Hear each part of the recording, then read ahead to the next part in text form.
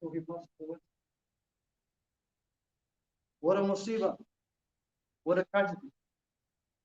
And this crisis, though, because, it's London, it's not our problem, but we're seeing trends, moving trends in our own community, things that are regressing down that path.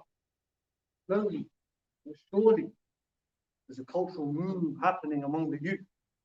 And wallahi, it's a very dangerous position. We're seeing a lot of social dysfunction. We saw the murder of Sarah Everard that happened as well.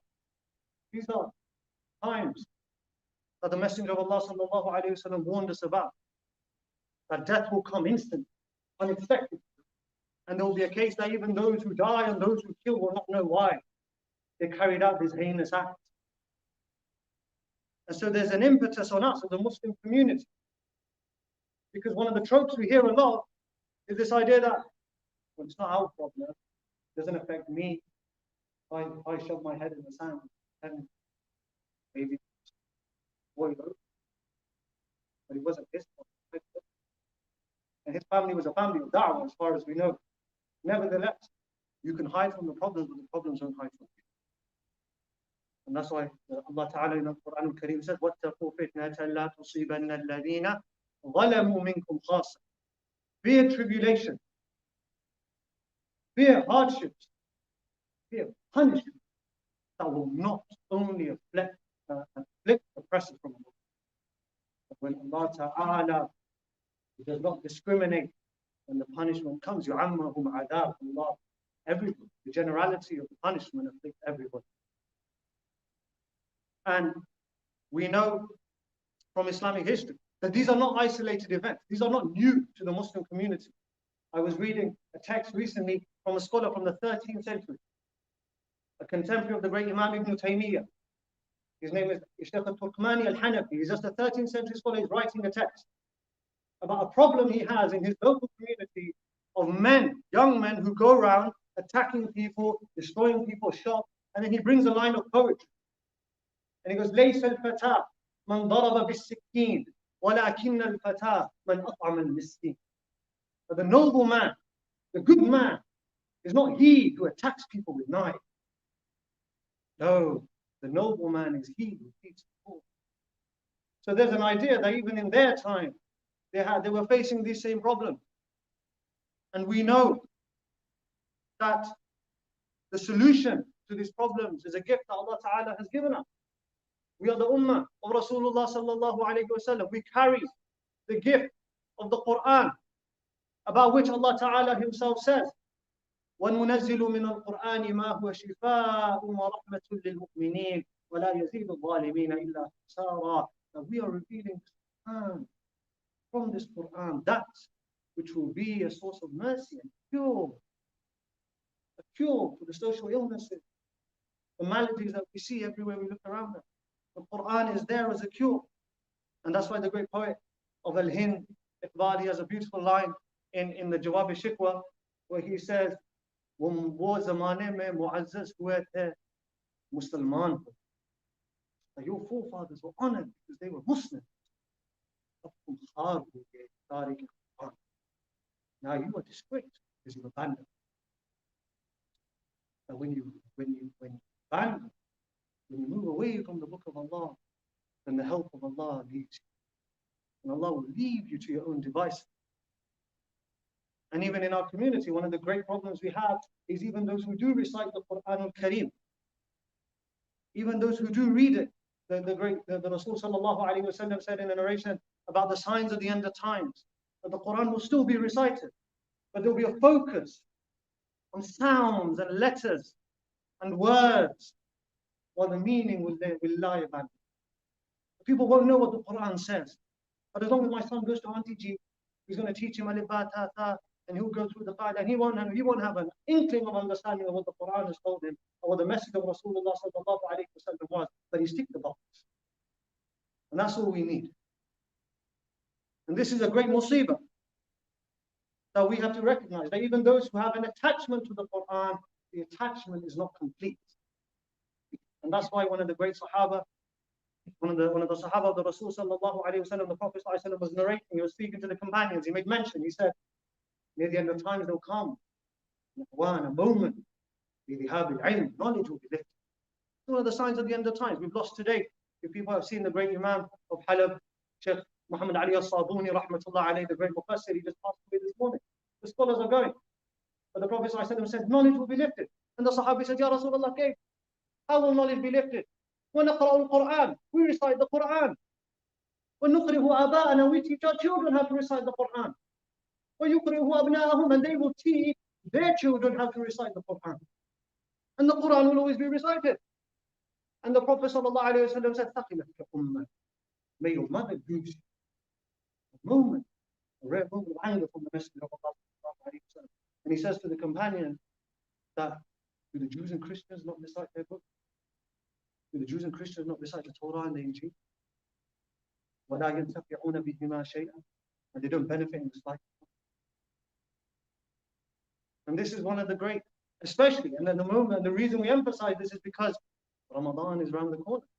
The month of Al-Quran al-Kareem is around the corner. If there ever was a moment to reattach yourself to the book of Allah, it's just before coming of the month.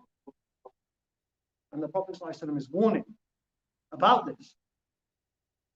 And that's why one of the great Imams, Hafiz ibn al-Qayyim, rahmatullah alayhi, has a brilliant quote. He says that he's talking in his time. Every moment.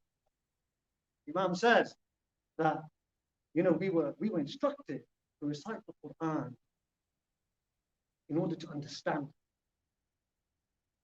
ولكن اتخذنا فراسة.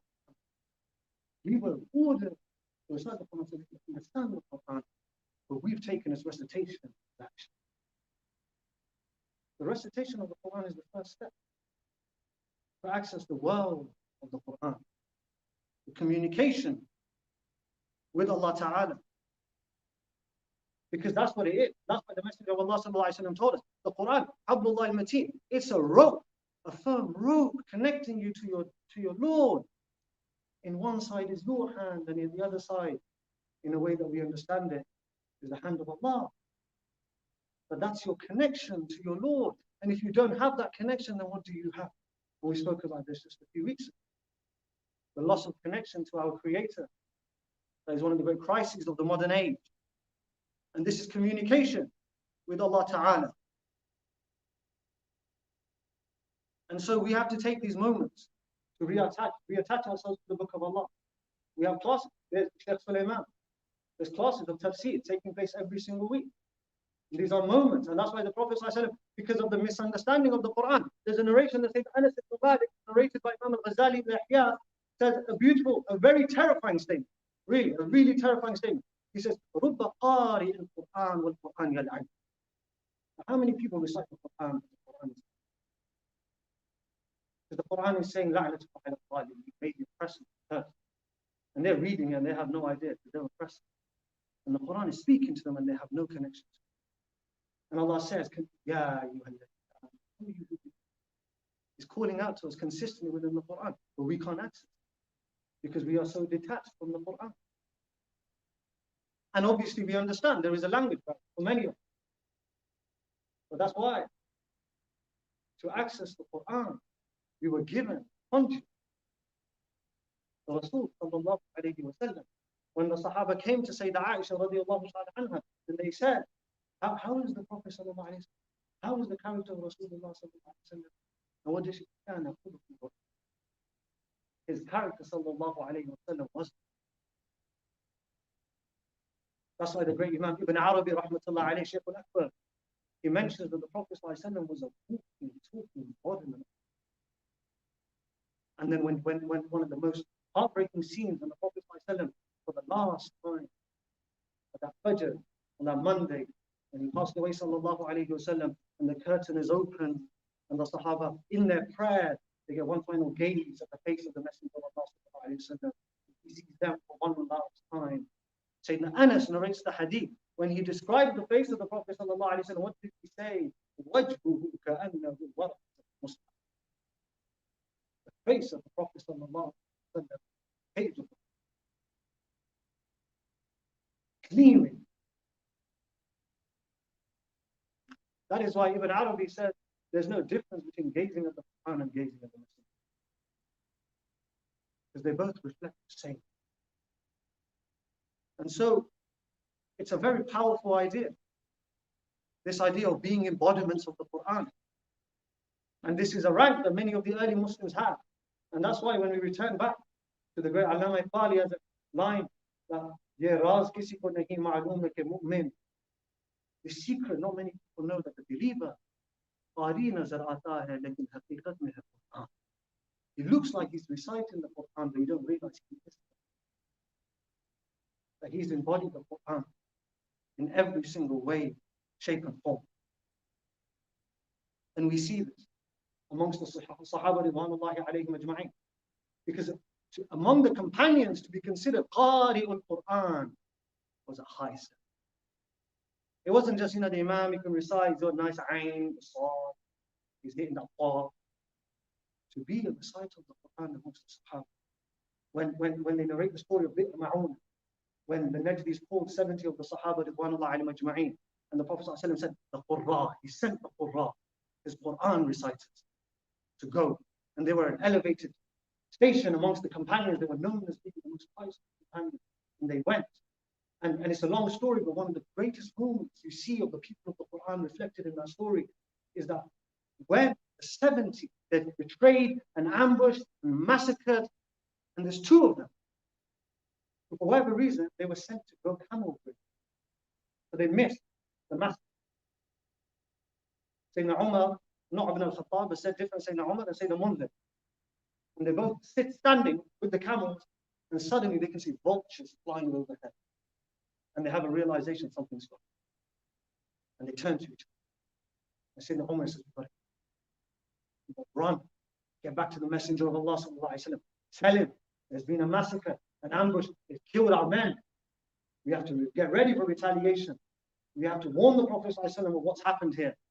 And Sayyidina Munzir said, oh,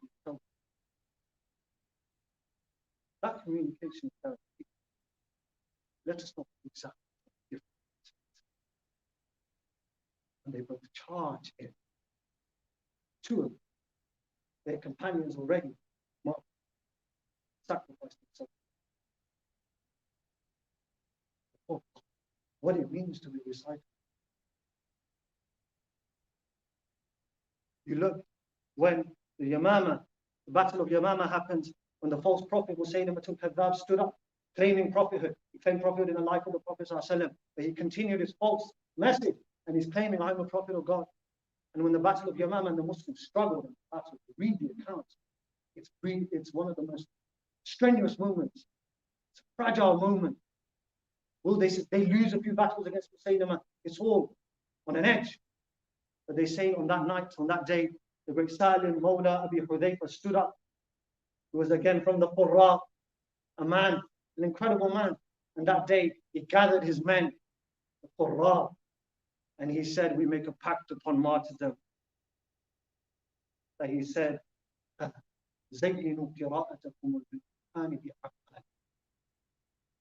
beautify your recitation of the Quran today with your actions. And that was a man of a rank that the great Amir al-Mu'mineen, Umar ibn al-Khattab radiallahu anhu, said about him, that if Salim Mawla Abi Hudayfa was alive today, I would have made it.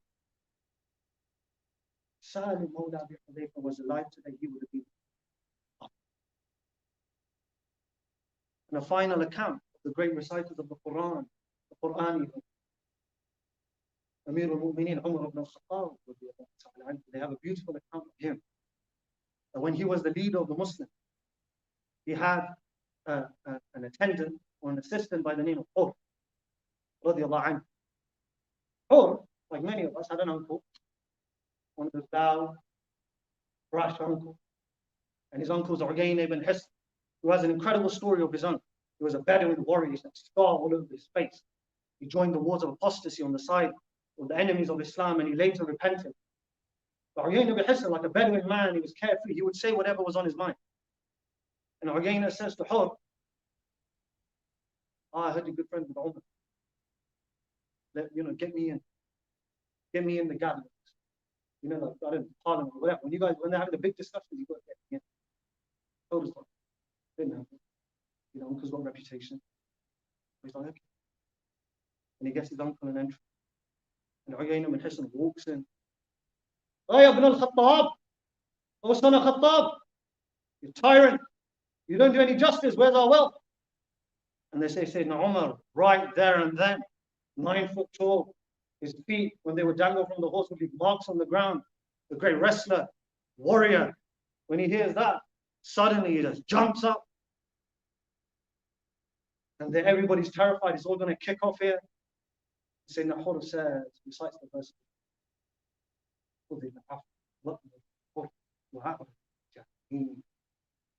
Be forgiven. Enjoying the good. And turn away from the ignorant. And he says, Ya Amir al-Mu'mineen, my uncle is from the ignorant. And they say there and then, Sayyidina Umar, every single fiber of anger was gone. It was as if he was never angry. And then Hud says something incredible. He describes Sayyidina Umar. He was Kana Umar, and عند كتاب. Umar was a man who stopped himself. These are just some stories of those incredible figures from our early history. Those who sacrificed their life, great Quran reciter, the Qur'an. And those whose every moment was guided by the Book of Allah. And so now, as we wait, as the month of Ramadan comes upon us, even today, the day of Surah Al-Kahf, if you haven't recited Surah Al-Kahf, take the opportunity, recite Surah Al-Kahf. Maybe you haven't recited it in a long time. Maybe this will be your first time. Maybe Allah will give you the honor of reciting. Listen to it if you can't recite. Read the translation. Take these moments. There's preparation for the month of Ramadan. And I finish with the great hadith of the Prophet Sallallahu Alaihi Wasallam, and many of you will be aware of, and you will hear time and time again as the month of Ramadan comes upon us, of when the Prophet Sallallahu Alaihi Wasallam climbed the minbar, and the first step he said, Ameen. And the second step he said, Ameen. And the third step he said, Ameen. And then when the Sahaba asked him later, he said, Jibreel hate. And he said, that person who finds the month of Ramadan and doesn't attain the forgiveness of Allah, and so enters the hellfire, then let him be far from the mercy. And Jibreel said to the Prophet ﷺ, Qul Ameen, say Ameen. And the Prophet ﷺ said, we pray that Allah Ta'ala allows us to take benefit of the month of Ramadan when it finally makes it appearance. We pray that Allah Ta'ala makes the community centered around it. We pray that Allah Ta'ala makes us not just mere reciters or walking reflections, as much as we possibly can be of the Book of Allah. And we ask Allah to alleviate the hardship of the family of our dear brother Hussein Chowdhury, who was martyred, and have mercy upon the teacher of our teacher, Sheikh Muhammad Ali Salbuni, rahmatullahi alayhi. سبحانك اللهم وبحمدك ونشهد أن لا إله إلا أنت نستغفرك. الله أكبر الله أكبر الله أكبر الله أكبر أشهد أن لا إله إلا الله أشهد أن لا إله إلا الله أشهد أن محمدا رسول الله أشهد أن محمدا رسول الله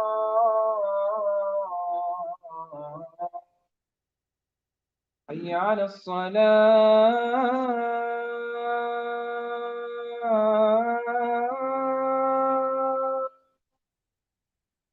حي على الصلاة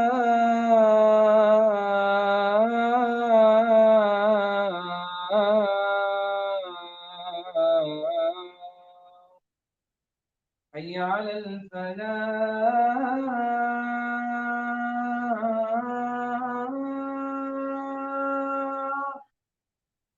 حي على الفلاح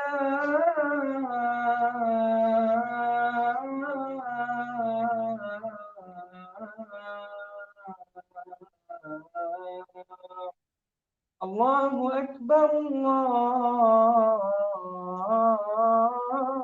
أكبر لا إله إلا الله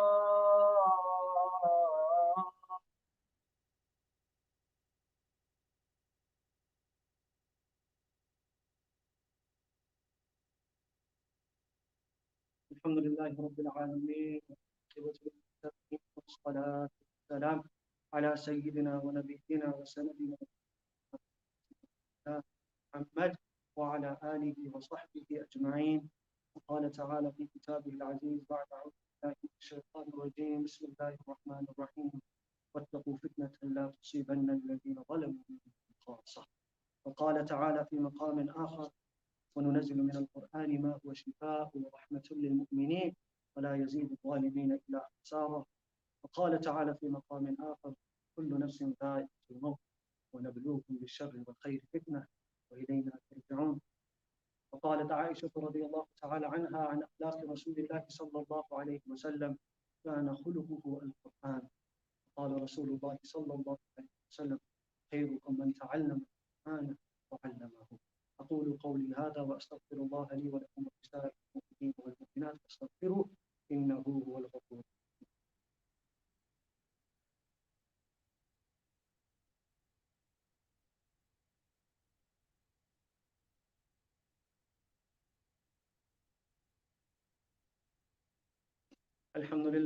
الحمد لله نحمده ونستعينه ونستغفره ونؤمن به ونتوكل عليه ونعوذ بالله من شرور أنفسنا ومن سيئات أعمالنا من يهده الله فلا مضل له ومن يضلل فلا هادي له ونشهد أن لا إله إلا الله ونشهد أن سيدنا ونبينا محمدا عبده ورسوله. وقال تعالى في كتابه العزيز بعد أعوذ بالله من الشيطان الرجيم بسم الله الرحمن الرحيم إن الله وملائكته يصلون على النبي يا أيها الذين آمنوا صلوا عليه وسلموا تسليما. اللهم صل وسلم وبارك على سيدنا محمد وعلى آله وصحبه أجمعين. قال رسول الله صلى الله عليه وسلم أرحم أمتي بأمتي أبو بكر وأشدهم في أمر الله عمر وأصدقهم حياء عثمان وقضاهم عليه وفاطمة سيدة نساء أهل الجنة والحسن والحسين سيدا شباب أهل الجنة وحمزة أسد الله وأسد رسوله رضوان الله تعالى عليهم أجمعين. اللهم اغفر للعباس وولده مغفرة ظاهرة لا تغادر ذنبا. الله في أصحابي لا تتخذوهم غرضا من بعدي فمن أحبهم فبحبي أحبهم ومن أبغضهم وببغضي أبغضهم وخير القرون قرني ثم الذين يلونهم ثم الذين يلونهم. اللهم اجعل القرآن العظيم ربيع قلوبنا. ربنا آتنا في الدنيا حسنة وفي الآخرة حسنة وقنا عذاب النار. اللهم بارك لنا في شعبان وبلغنا رمضان. اللهم ارحم على أمة سيدنا محمد صلى الله عليه وسلم وتجاوز عن أمة سيدنا محمد صلى الله عليه وسلم. اللهم الطف على أمة سيدنا محمد صلى الله عليه وسلم. عباد الله رحمكم الله إن الله يأمر بالعدل والإحسان وإيتاء ذي القربى وينهى عن الفحشاء والمنكر والبغي يعظكم لعلكم تذكرون. الله أكبر الله أكبر الله أكبر الله أكبر. أشهد أن لا إله إلا الله أشهد أن لا إله إلا الله أشهد أن محمدا رسول الله أشهد أن محمدا رسول الله. حي على الصلاة حي على الصلاة حي على الفلاح حي على الفلاح. قد قامت الصلاة قد قامت الصلاة. الله أكبر الله أكبر لا إله إلا الله.